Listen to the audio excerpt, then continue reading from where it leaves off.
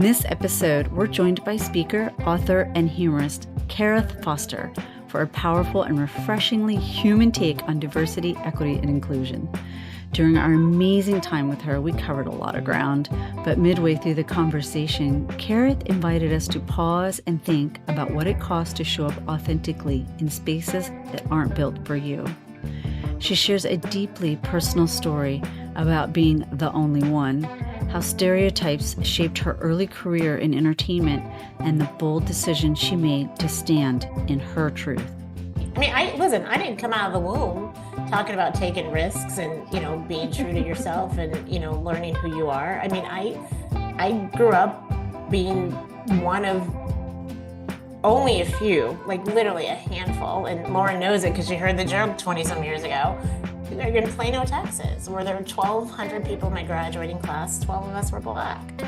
I was always the only in my classes, even through my freshman year of college. And while that may be a deficit to some people, it was my normal. But then I had expectations once I got into the entertainment industry and maybe went to other parts of the country where I didn't sound Black. And so I'd go out for these auditions and I'd be told, because the role I would go for was for African Americans or Black people, but I didn't sound Black according to the, people auditioning me. And so I never got the part. And they had to say something asinine, like, can you jazz it up a little? Or, we're going for an urban sound. And I had to, try not to feel insulted. And it was this vicious cycle of, so I'm supposed to put on an act. I'm supposed to change my voice so I can get paid and make money to fuel your stupid stereotype of what Black people are supposed to sound like. No, bullshit. I'm not doing that. I'm not playing that game. And that cost me a lot of work and a lot of money. That moment really hits. Karith's story is a powerful reminder that authenticity often comes at a cost, but it's also where real change begins. Stay tuned because the conversation only gets richer. From here, Karith unpacks how humor, self-awareness, and what she calls inversity can transform how we connect, lead, and build truly inclusive workplaces. You don't want to miss what's next.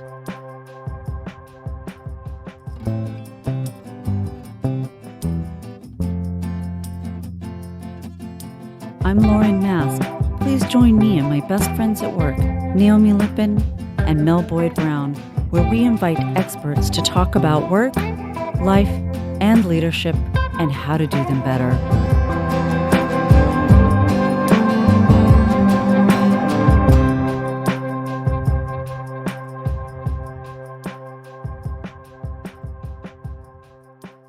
Happy Friday, everyone.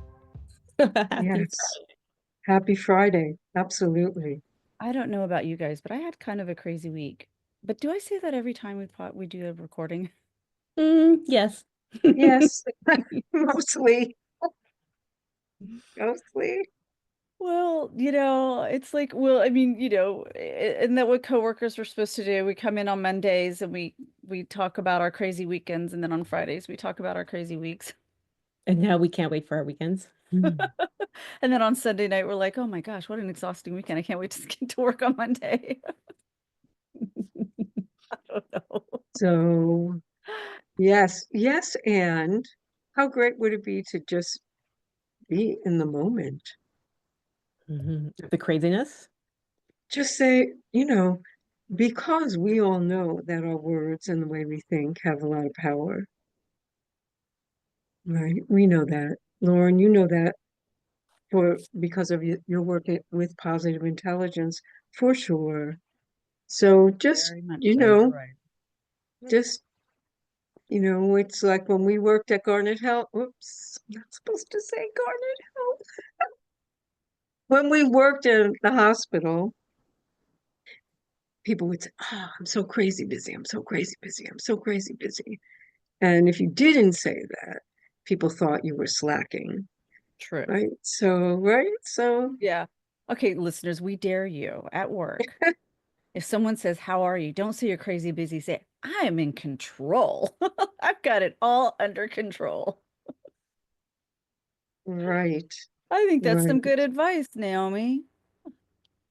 And by the way, I do like your necklace. For our listeners, she's wearing a very lovely, is that freshwater pearls? They are some kind of pearls. Okay. And there is a story, but I don't want to take up our time with this, but there is a really great story about this necklace. All So right. Well, we'll have another to share it time. another time. On this note, I think, Mel, why don't you introduce our wonderful, amazing guest? I'm so excited about having her on. Yeah, I'm really excited to have her on as well. So today's guest is someone who's redefining what it means to connect at work and about how we bring our whole selves to the table with empathy, with honesty, and I love this part, humor, which I feel like's never mattered more in the world. So Karith Foster, she's a nationally recognized speaker, an author, a media personality, and yes, a stand-up comedian who spent the past 2 decades helping individuals and organizations transform how they lead, how they communicate, and how they relate to one another. She's a founder and CEO of Inversity Solutions, which is a groundbreaking leadership and emotional intelligence firm. And it's known a lot for its powerful inversity methodology, which we're going to ask her about today. And she and the firm take a very fresh and human-centered look at inclusion that begins with self-awareness and builds towards authentic company, or excuse me, authentic connection. Her work, and I think this is so cool, has touched some of the top companies in the world, from Esther Laude to the FBI. And she's brought her insight and energy to stages like Harvard, MIT, and Stanford.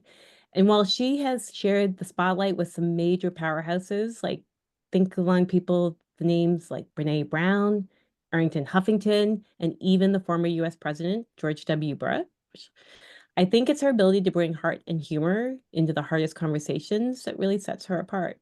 And so she's been a voice in major US media outlets. So think Oprah to Comedy Central. She's got a TEDx talk called The Art of Defying Stereotypes that is their national acclaim in the US for its depth and its relatability. And she believes that if you can laugh at it, you can get through it. And today she's here to show us how. And I, for one, I'm all for it. I can't wait to have her on. I think we're going to end up laughing a lot today. And full disclosure to our listeners, I've known Karith for quite a while. So I've watched her journey and I'm excited to have her on. So shall we let her in? Yes. Absolutely. Mhm. All right. Hello. Karith, Hello, how are you? we are Good. great. We are so excited to have you, my wonderful dear friend. Full disclosure, I've already told everybody that I've known you for a while. I would love to introduce you to my other friends. I think that's one of my favorite things in this world to do is to introduce friends to friends, right? It's just like people I love. I want people I love to meet other people I love. So, Karith, please meet Mel Boyd-Brown. I She is know. she makes us international with her living in Toronto. So she's a Mhm. Canadian. And my other best friend at work, Naomi Lippin, who I've known for a little bit longer than I've known Mel, but we've really made a big, huge connection in the work that we do. So I dragged them along to help create this podcast and dragged sort of. Right, So sort of. Hello, welcome, Mel Karith. and Naomi. What a pleasure to meet you both. Yeah, it's Absolutely. We've heard We're so much about you. It's really great to actually have the opportunity to communicate, connect, and talk. Well, yeah. I'm glad to be here. awesome. So I'm going to kick us off with the first question of the day. So let me know, Karith, we've been, kind of reading your bio. We've talked about you. Your list is this long. And, one of the main things we're going to talk about today, besides I'm sure a whole host of other things, is really adversity. So I'm kind of curious, what was your launching of Inversity? Like what really got you started from that, knowing you have a wide range of background? Sure. So the beginning of Inversity wasn't even Inversity. It was initially called Stereotyped 101.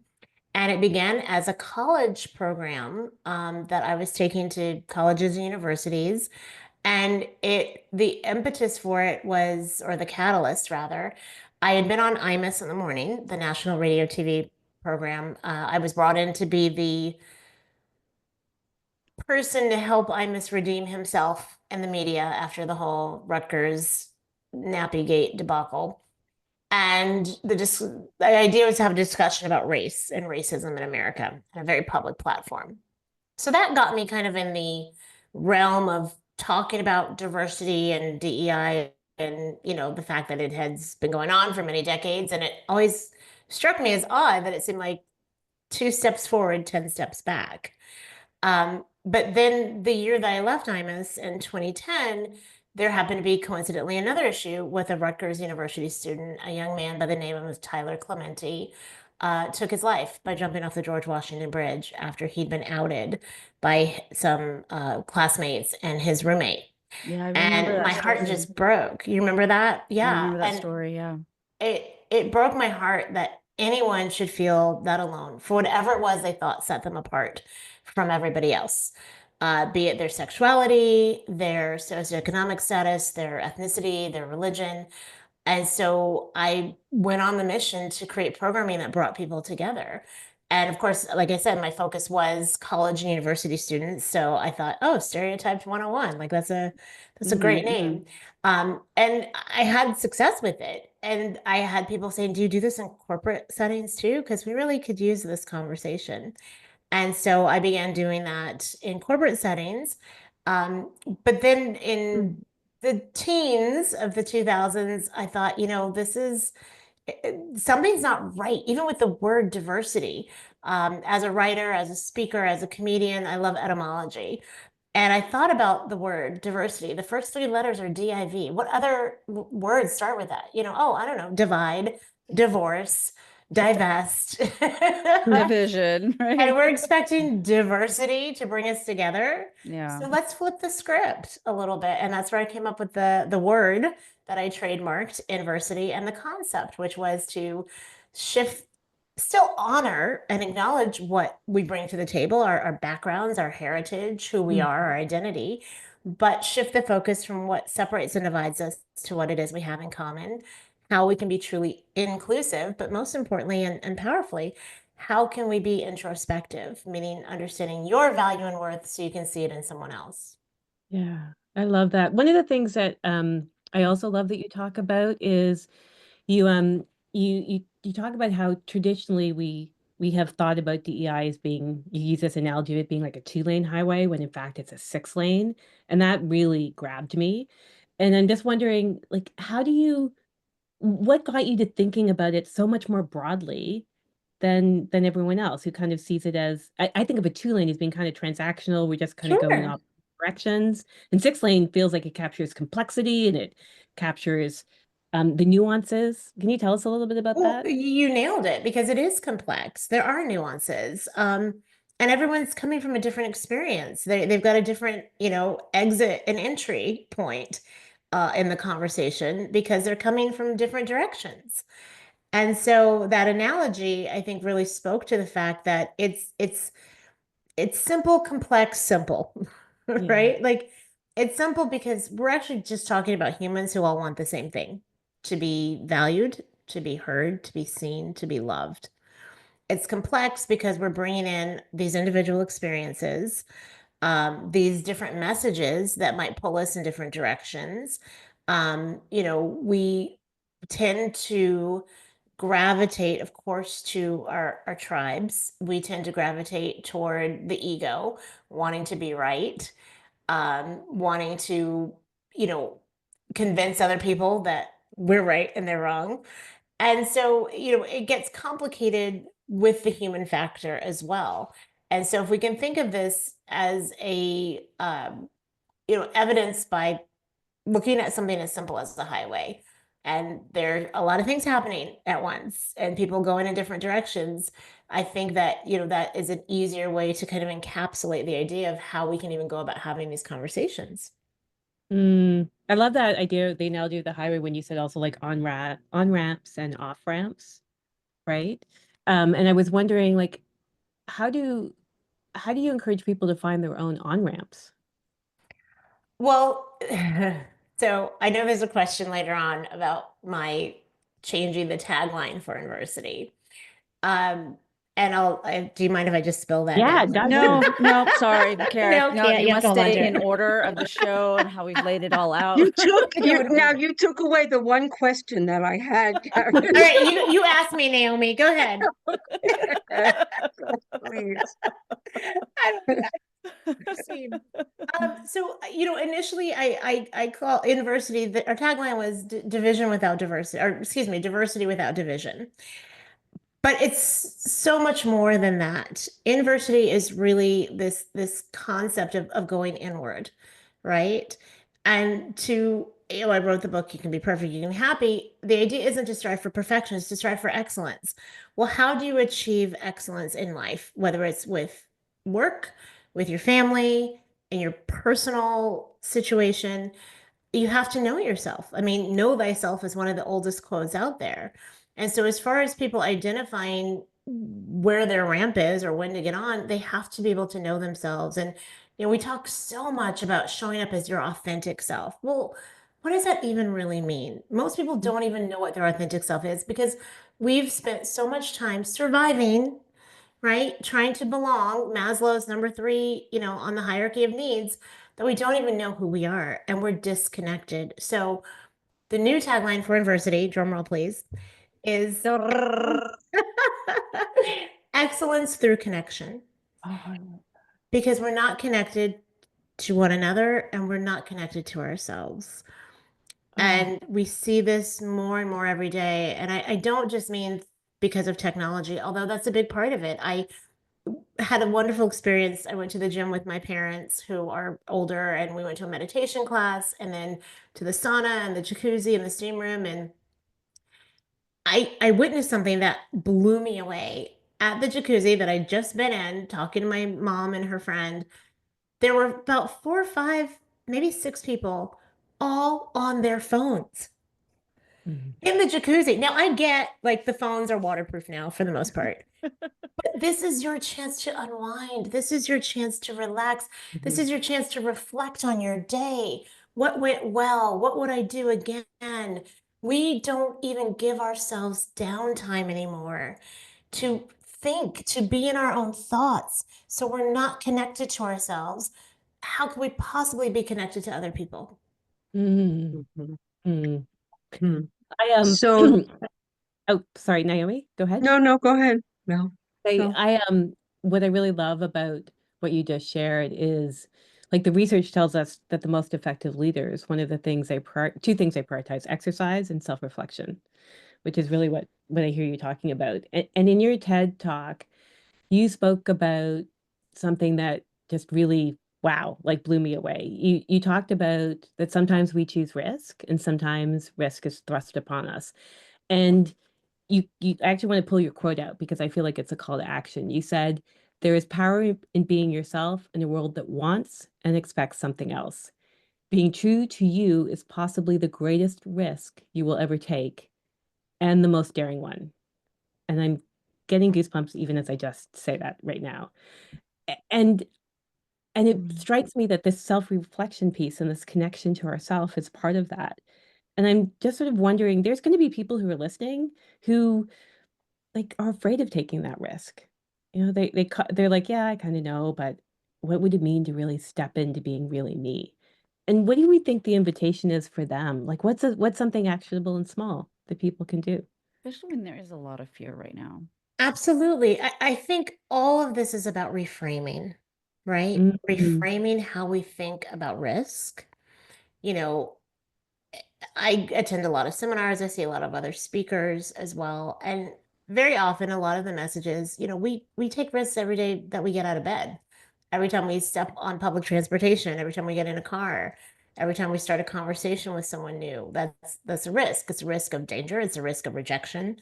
If we can understand that, there are calculated risks, and then there are risks that aren't necessary, like the joy. Like I will never be that person taking a selfie on a cliff because I'm rock climbing and I have to sleep on the side of the cliff. Like I'm good.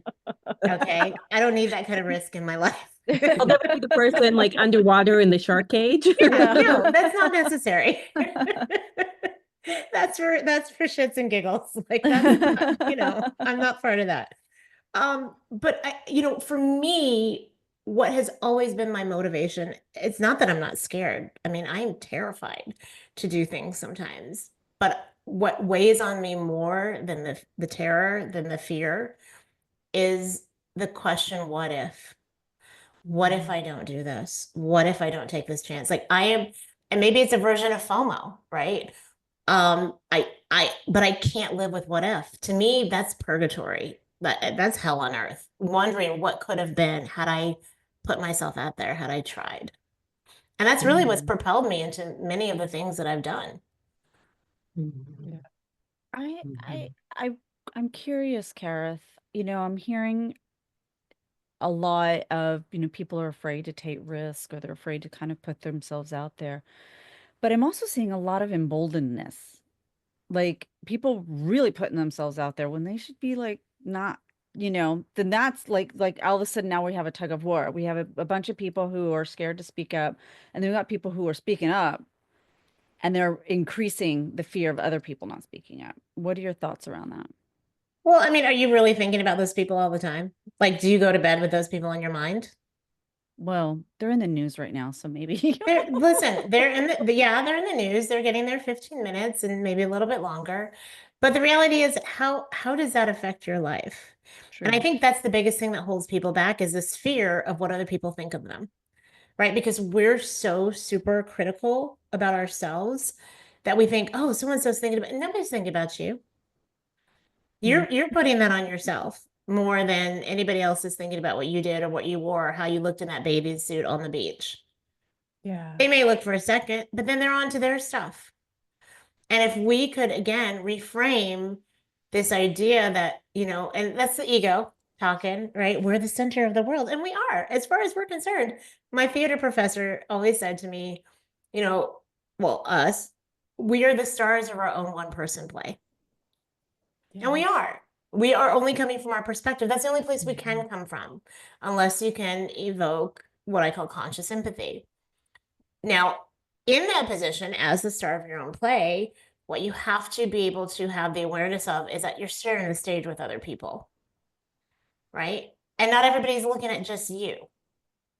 So I always really feel the call to action should be if you have a desire to do something, if it's in your heart, like God gave us these seeds of ideas and gems, and we wouldn't have them if there wasn't a way to accomplish them. We just have to say yes, rule number one, and start taking action. And the stuff that falls into place that we don't even know is possible, it's like magic. And the magic word is yes. It used to be abracadabra or please. It's yes. And you have to say yes to yourself. Mm. So it seems that a lot sort of at the essence of kind of your work is this two things, right? The importance of knowing yourself, right? Self-awareness, emotional intelligence, all of that. And then also it seems as if connection plays a really big part in how you see the world and what's important to you. Am I correct about that? You're right on, Naomi. Spot Okay. on. Okay. So curious, in the work that you do, like with individuals or teams, how do you take people through that process? How do you create a space for people to um, go deep and also then go wide? I love this question. I call it my secret sauce because, you know, while I think there are other people who do great work and I've been in their sessions, my specialty is humor. My specialty is being able to bring that 25 plus years of stand-up comedy into the arena.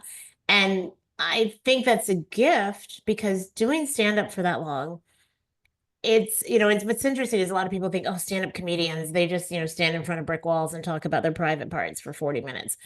Some do, okay, some do. Let's be real. But the really good ones, they make a connection with the audience because you have to. If you're going Mm-hmm. to convey a thought, an idea, a concept, especially if the end result you want is laughter, You have to be able to reach people where they are. So that means you can't speak down to them and you can't talk over their heads. And so I have traveled from Washington State to Washington, D.C., even internationally doing stand up. And that I feel kind of gives me a little bit of an edge, maybe an upper edge amongst other speakers out there. But I love it. It brings me joy. Sometimes I am brought to tears by the epiphanies I see people having because something struck them or hit them. And they're able to be in a neutral space because very often, especially let's say the topic was diversity or DEI, it's quite a controversial topic now. And it has always been a little taboo because it's so personal. It's such a personal conversation because it's about you and who you are and how you identify and how you show up. And obviously not everybody has experienced the same things you have. So it's about being vulnerable, which stand-up comedy is, by the way, the most vulnerable art form that exists. Mm-hmm. And so to be able to show up myself as vulnerable allows my audience, whether it's a CEO that I'm working with, an executive director, or a group of leaders or students, they see that I'm human and I give them permission to be human too. Mm. I love the fact that you talked about like that DEI is a topic that makes a lot of people uncomfortable, even before what's been happening recently. And that discomfort shows up with people just being silent, not talking, right? And yet you have this ability to like to use like the heart and humor to get people to open up and to talk about things that they don't want to talk about because it feels so personal and so vulnerable. And I'm just wondering, like, when you think about it, what are some moments that you might share about how you've used that combination of heart and humor to really help people move out of an uncomfortable conversation to get to something that's transformative for them and for the people around them listening? Um, I mean, I have a couple examples that are, I, I can frame them as two of the best compliments I've ever received. And I love that you shared, you said, you know, heart and humor. And in fact, one of the other, like, I guess, sub taglines is it's not hard work, it's heart work because it Yeah. is, right? It is. I spoke once at I think it was kind of a university setting. It was a conference, and there were a lot of students there, but also professionals. And at one point afterwards, I had this very militant Black lesbian come up to me, and she goes, "Karith, I am so glad you were here. Everybody in this room needed to hear what you had to say. This was so important. I hope your message goes far and wide." And not 5 minutes later, I had this white guy from Utah come up and he goes, "Miss Foster, I just want to tell you, this was the first time I ever felt included in a conversation about diversity. Thank you so much." Wow. That's a And it was the same, they heard the same talk. Like I didn't switch messages, I didn't switch audiences. You know, it's something that I think, and my issue, you know, some people, I've been accused in some circles of not being a proponent of DEI, and that's not true. I'm against bad DEI. I'm against toxic DEI. I'm against DEI that makes people cry and go home and beat themselves up or want to get up and leave the room or become angry. Because it's not supposed to be about pitting us against one another. And I don't understand how it took that nasty turn. Because most of the people who are supportive of it, their hearts and minds are in the right place. But I don't think they were given all the right tools to communicate effectively, that we do have more in common than we don't. And it's, you know, it's like the book, you know, How to Win Friends and Influence People. You can't go in telling every straight white guy that he's evil and the root of all the world's problems. That one white guy who happens to be straight hasn't done most of the things that have happened in the previous history of the world. You know, we are only who we are by chance. We are born as we are born. And if we can understand that, yes, history's happened, we need to understand it, we need to know it so we don't repeat it. But we're only ever in the present. So we have to act from here and create a future based on heart, based on respect, based on value. And very much do we wish to, well, I'm sorry, Naomi, what were you going to say? No, Oh, this okay. is good. Again, the ego is a big part of this, right? We want to feel good about ourselves. Sometimes we want to feel vindicated, right? Because of wrongs. Sometimes we want to feel superior. Well, I'm a better mom than that mom. She didn't even have the car seat that fixed the right way, right? Like we do these things, these little sites that we don't even think about as being something that makes us superior. And so it happens so subconsciously that when it's brought to the forefront, it can be incredibly uncomfortable. And especially if you've been taught throughout history that, one group is superior than another, whether it's a gender thing, an ethnic thing, a religious thing.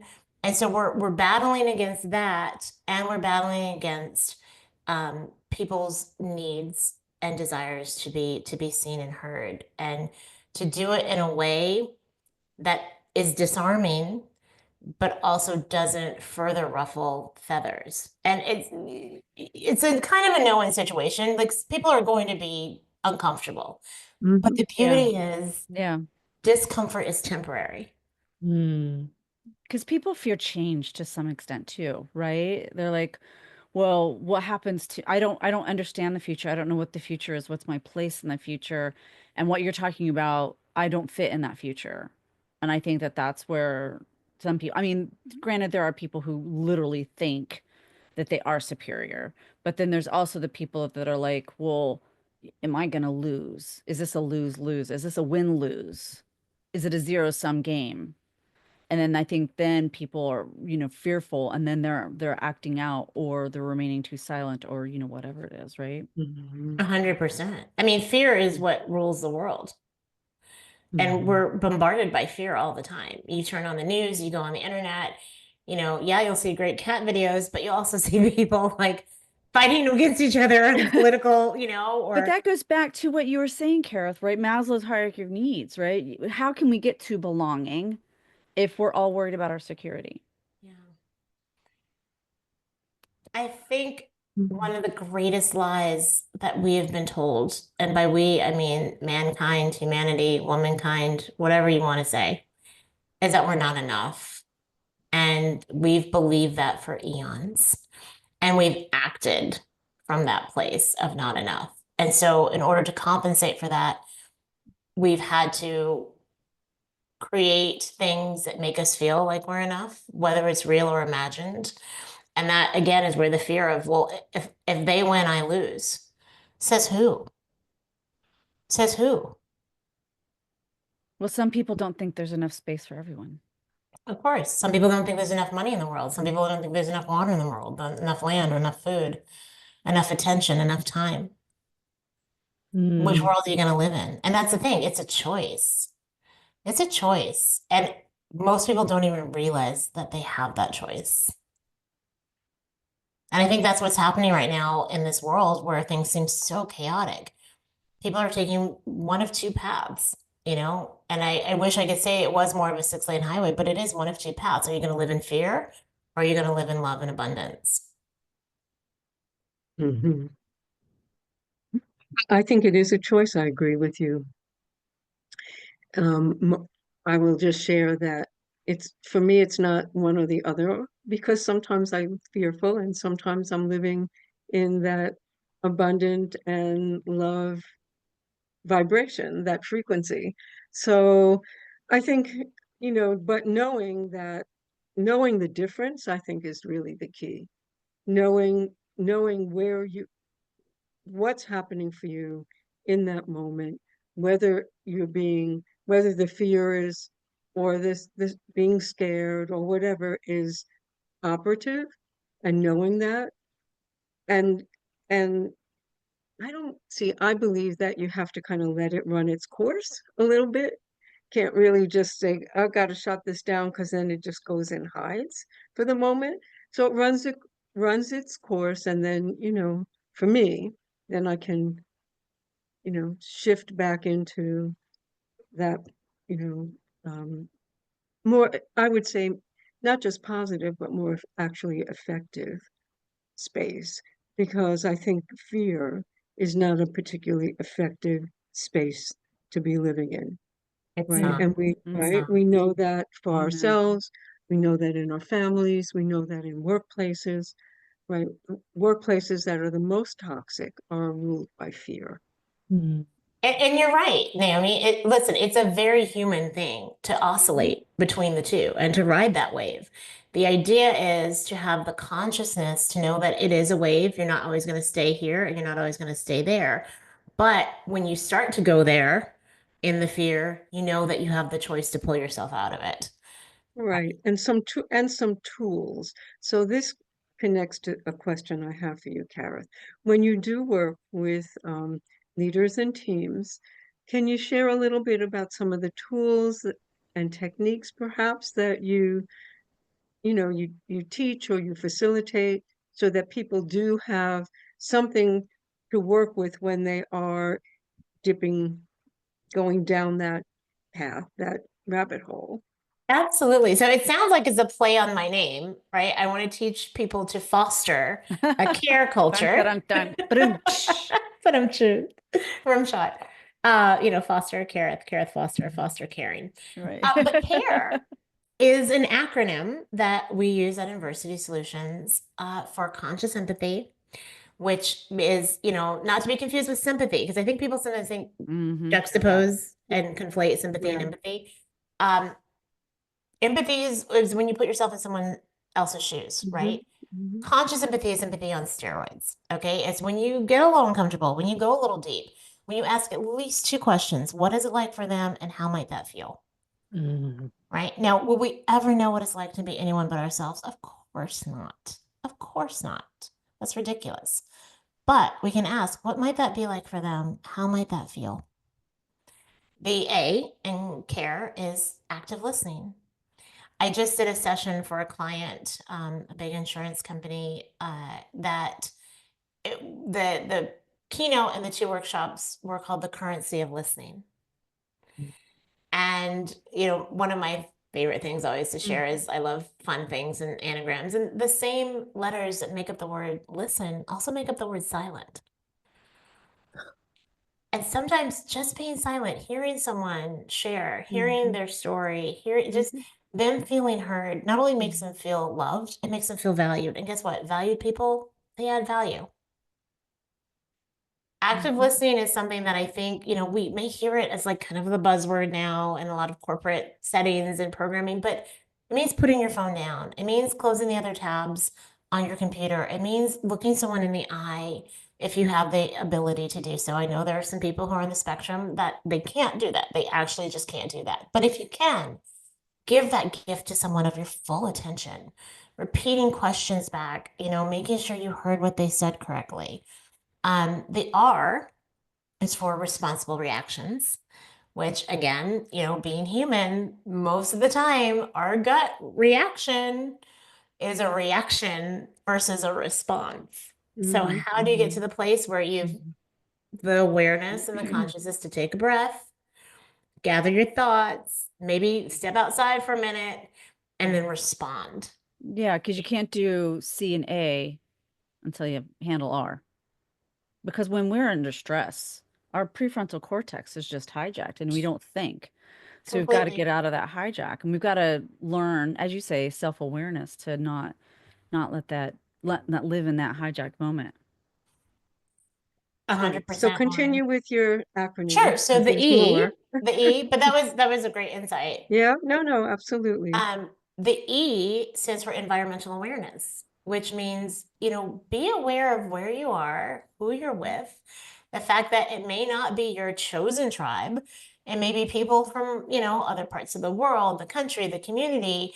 And again, incorporate the conscious empathy, the active listening, and responsible reactions. Because, environmental awareness, listen, birds of a feather flock together. It's not just a saying because it's cute and it rhymes. right? We gravitate toward what is comfortable, toward what we know. And the greatest number one bias that exists in the world is affinity bias. We grab people like us. That doesn't mean that they always necessarily look like us, but maybe we like people who vote like us, or who think like us, or who went to the same school as we did, right? They automatically, there's a connection there, right? That we didn't have to forge on our own accord. And so that sometimes can overpower our ability to connect with someone who didn't have the same background, or didn't go to the same school, or didn't come from the same part of the world. Yeah, I'm going to use your metaphor again about highways and lanes, because I think that generally speaking, where you're born and what you're born into, on all levels, there's a certain path that's laid out for you. And if you don't do anything, if you're not exposed to anything different, and or if you don't mindfully and intentionally choose something different, you're just going to stay in that lane. Right. And so just share for a moment, my own personal experience was making a different choice.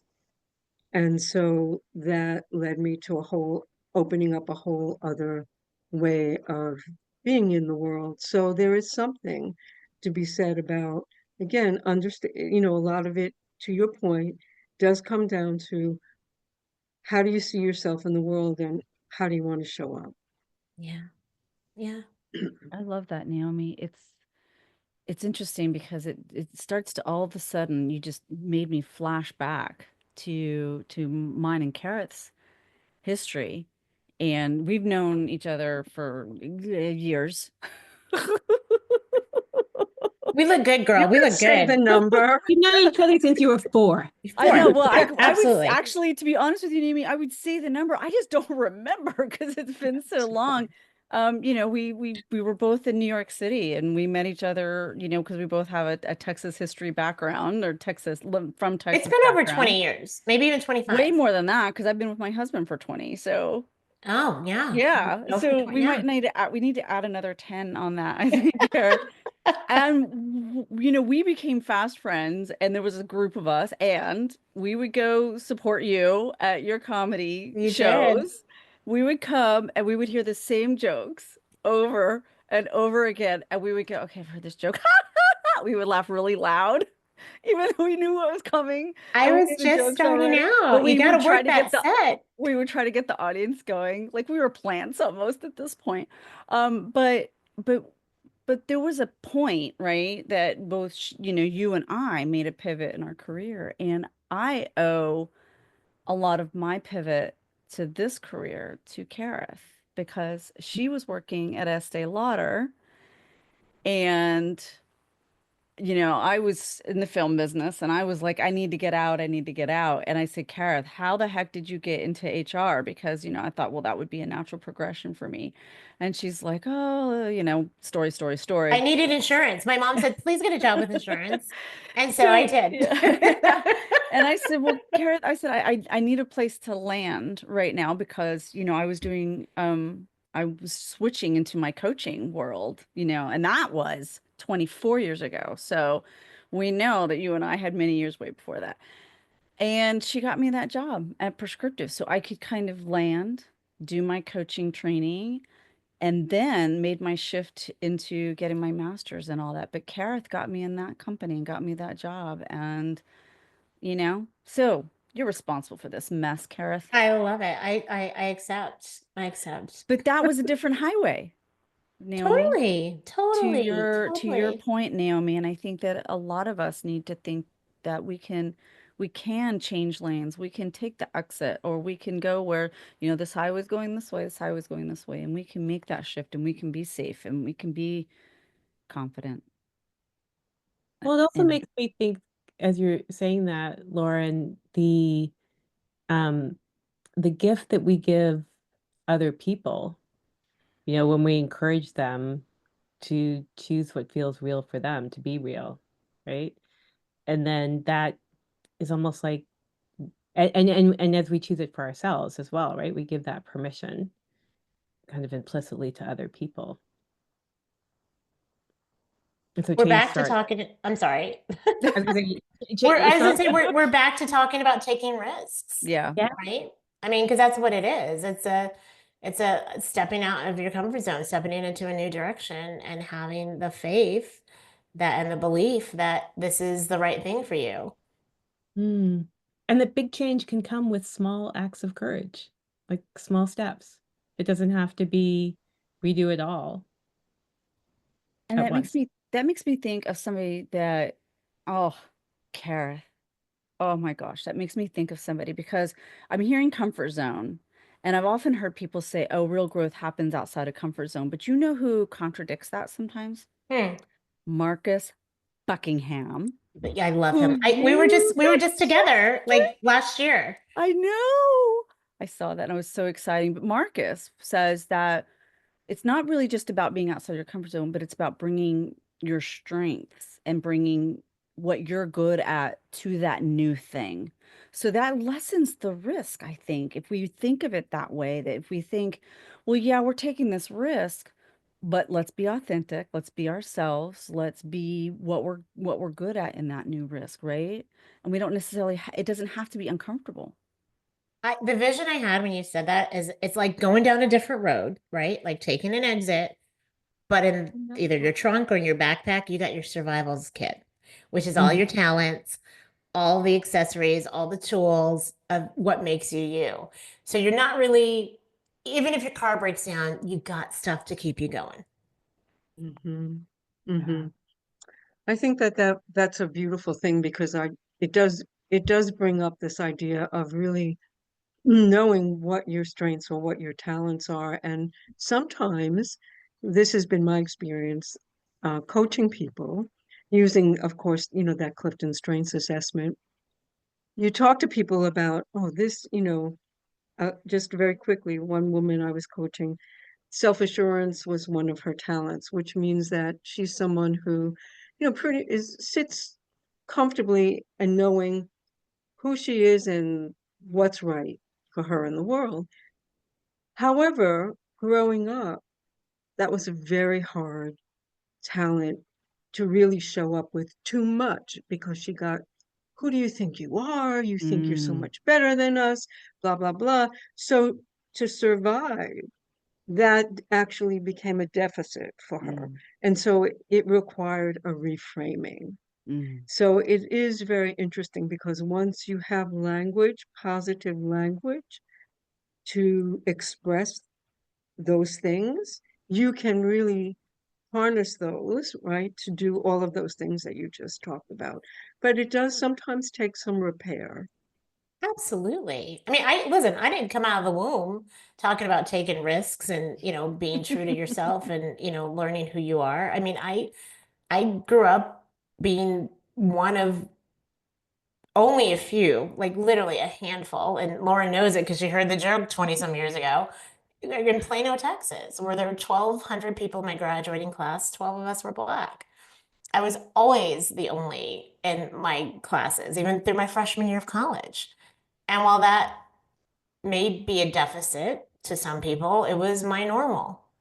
But then I had expectations once I got into the entertainment industry and maybe went to other parts of the country where I didn't sound Black. And so I'd go out for these auditions and I'd be told, because the role I would go for was for African Americans or Black people, but I didn't sound Black according to the, people auditioning me. And so I never got the part. And they had to say something asinine like, can you jazz it up a little? Or, we're going for an urban sound. And I had to, try not to feel insulted. And it was this vicious cycle of, so I'm supposed to put on an act, I'm supposed to change my voice so I can get paid and make money to fuel your stupid stereotype of what Black Mhm, people are supposed to sound like. No, bullshit. I'm not doing that. I'm not playing that game.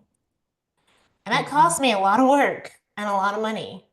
but mhm, that's risk mhm, and that's brave. And it's And current. not a mhm, lot of people would do mhm. that, you know? Well, a lot of people I think do, Well, they right. I do. meant And they that, wouldn't, right. No, and they would then, take the job and do whatever it yes, takes to and keep do the that. job. And then, And we and do then that that, in non-acting jobs. Well, yes, but that continues to perpetuate, right? That continues to perpetuate those stereotypes when people do Yeah. fall in line, so to speak, Mhm. to not upset, what people think this so and so should look like, or this or that, whatever it happens to be. Yeah. So then we move a little bit from the individual to the systems, Mhm. right? Because the systems are also set up to keep people in certain places. Exactly. Exactly. And this is part of why many of the DEI efforts that have come about have actually been detrimental and actually caused harm to people who've been in marginalized groups, if you will, to have to come from that place when maybe that's not really where they came from. But that's the assumption. Yeah. It's like Mhm. stereotypes all over Yeah, again. All over. All that's over. exactly right. And I can't understand why more and more people didn't see it, couldn't see it. Like this backlash that's happened around DEI, I've been telling people for over a decade, this is going to happen if you don't change your ways. This is coming. This is coming. Well, here's the thing I think, right? Is that sometimes we have this amazing closet and we put some stuff in there and we put some stuff in there and we put some stuff in there. And then until we realize, oh, this is a mess. And we have to take everything out of the closet. We have to make a big old mess with everything that's in that closet. And we go, okay, we'll toss this. We're going to keep this. We're going to donate that. We're going to buy some cute organizing bins. We're going to put them all together. We're going to label. We're going to put everything back in the closet. And then it's all neat again. Right. But it's still the closet that we've organized. And things sometimes, unfortunately, have to get messy before they can get righted again. And I think there's some good things that have come out of, DEI and what we've been doing for a long time. So I Like think we what? What also do you need to think? What do you think good? I'm like not to turn the tables on you, but I'm just curious. What do you think good has know. come out of it? Well, I think for me, first of all, is making people talk and get the conversations out there. Right? I mean, if you think back to the 50s, or the 60s, whatever, it's like let's just take women, for example. Oh, the movie 9 to 5, right? I mean, we started to change the language around what you can say at work, what you can't say at work, what's appropriate work, what's not appropriate work, and we started teaching people those things, and it became conscientious, and it became more out of an awareness. So speaking of awareness, right? So if that to me is at least step one is raising the awareness. You can't make change until you create the awareness, and then you create a desire. So you know what's fascinating, and you probably would not know this, right? But of the groups that benefited most from DEI and affirmative action efforts, what segment of the population benefited most, do you think? Go ahead. I'm gonna assume majority. Go ahead, Naomi. Your turn, I'm Naomi. looking at you, Naomi. I always got her hand up for those people listening on Inversity, podcast. university, go, Naomi. I think it's white women. That's correct. Yeah. 100% correct. Yeah. hmm Yeah. Yeah. And that's a whole other conversation. Completely, completely. That's a I whole just other wanted to, not to throw a conversation. wrench into the conversation, but there's so Yeah. much that people Yeah. just don't know Yeah. about the background of things. And look, I can save it for the after the show conversation, or I just put it out there now. I am of the belief that this was not an accident, that DEI being done toxically and having this decline isn't an accident. Mm. I say that as someone who cannot name names. I can't tell you who's behind it. I don't know. But I am of the belief that powers that be, just as any great general knows, how do you stay in power? Mm-hmm. Divide and conquer. And that is why we've been pit against one another for decades now. Black versus white, men against women, gay versus straight, cis versus trans. Like all the nonsense, Christian against Muslim, Jewish against Christian, like all of this. It's by design. I know that sounds Absolutely. very Yeah. nefarious and maybe like a Mm-mm, conspiracy, but it's mm-mm, hard not to believe that there is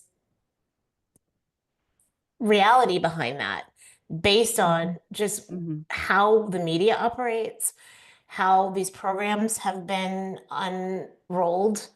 And I feel like I have to call it out because it's so awful and it's not who we really are. It's not who we really are. I mean, and we can see this online just as much as we can see the division.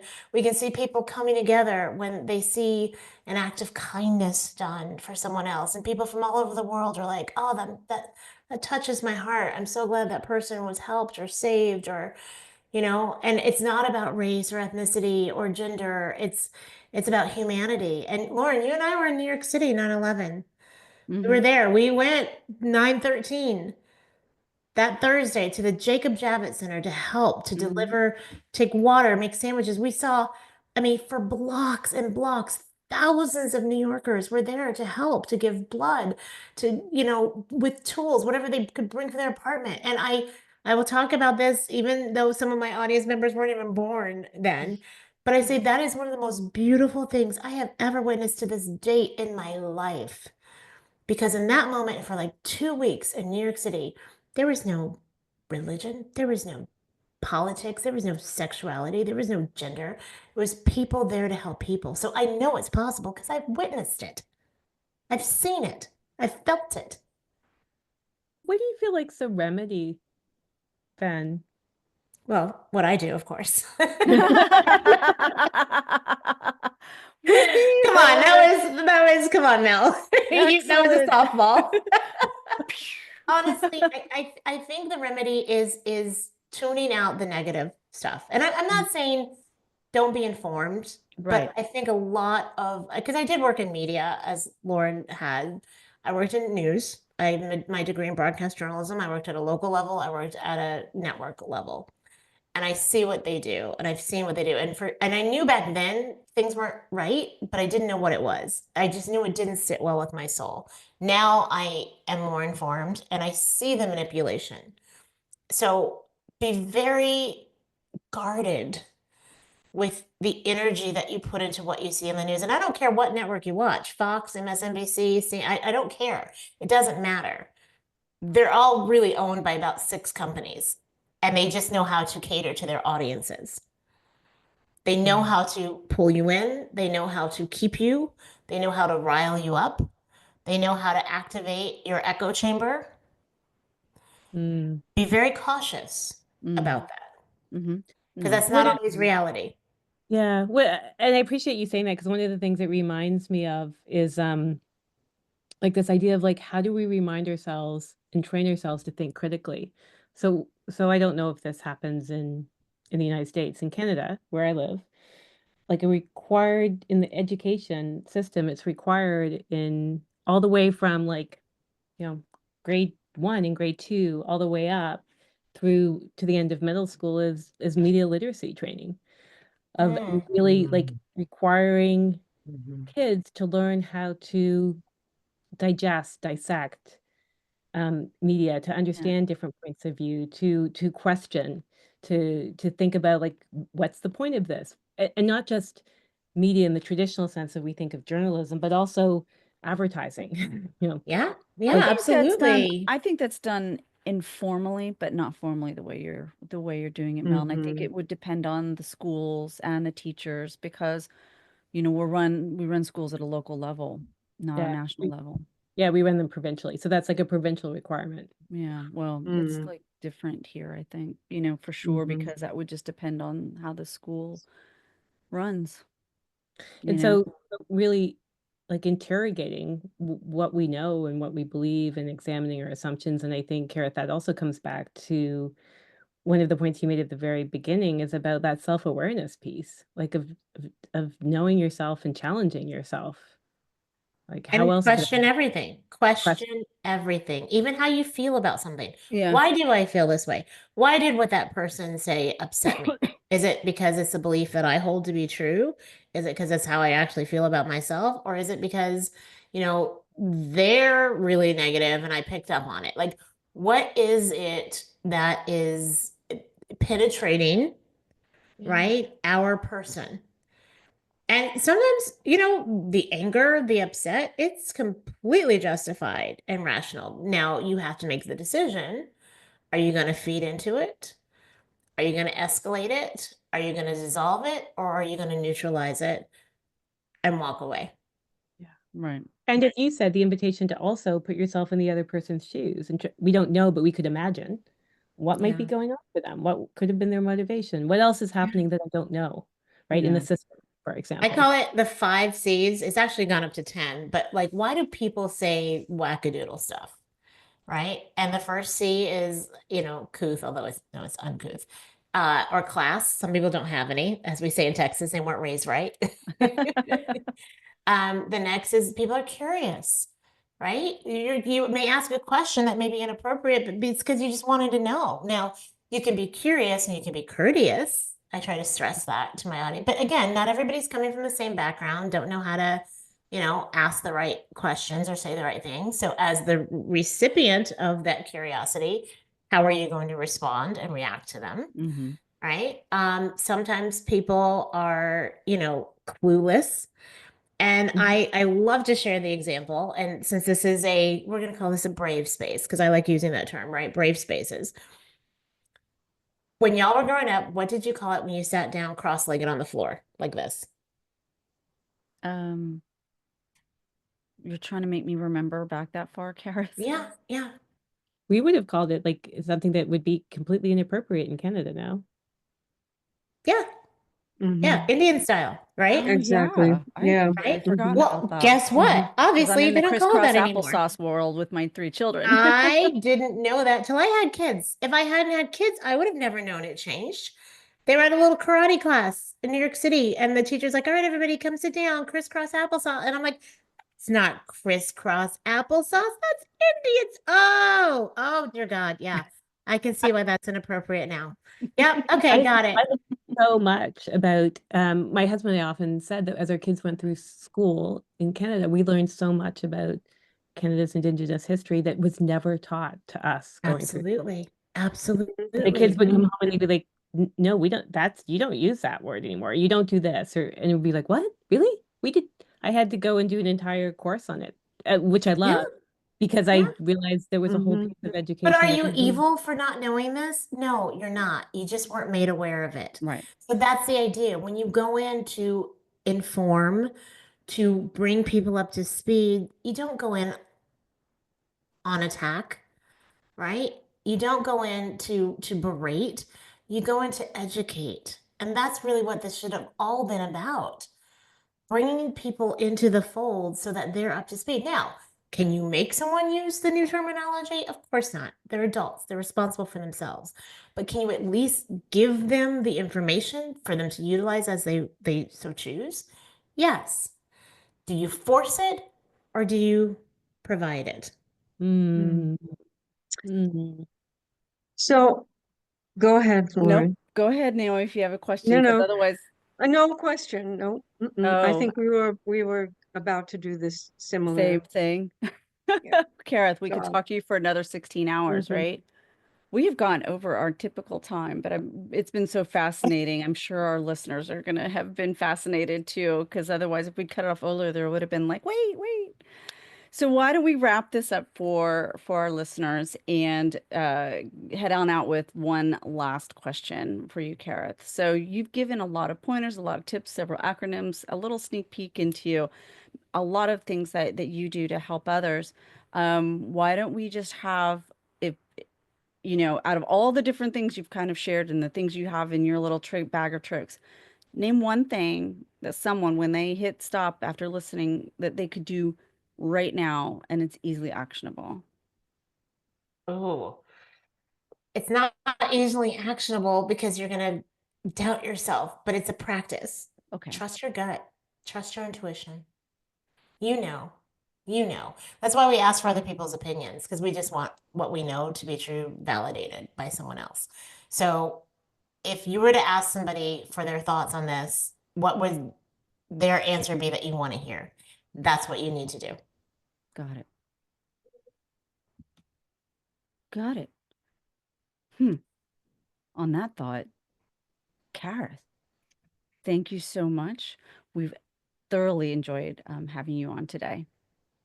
It's Yeah, been an absolute pleasure to meet Absolutely. all of you. great. Thank Very. you. Really. Thank you so much. Really interesting conversation. Thank Hope to you. come back. Yeah, we say that to everybody, but we mean it. 'Cause we love all our guests. We mean it this time. Yeah. Of course. I'm even more than happy. Well, let's say it, Mel, because we say it to everybody. We have to say it to Karith. No. Thanks, Karith. See you later. Bye, y'all. Bye. Thank you. I kept wanting to like say, oh my gosh, let's do the last questions. But oh my gosh, you guys were asking such good questions and that spurred such a wonderful conversation. Yeah. Yeah, it was really Mhm. interesting. Mhm. What's your biggest takeaway, Naomi?